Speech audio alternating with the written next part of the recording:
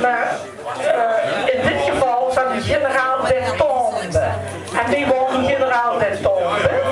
Dan bij de bestreken heren. Ik kan me voorstellen dat je die mensen onder die naam niet kent. Want die stonden bestreken bekend onder de naam de Stomp. Die had de bijnaam de Stomp.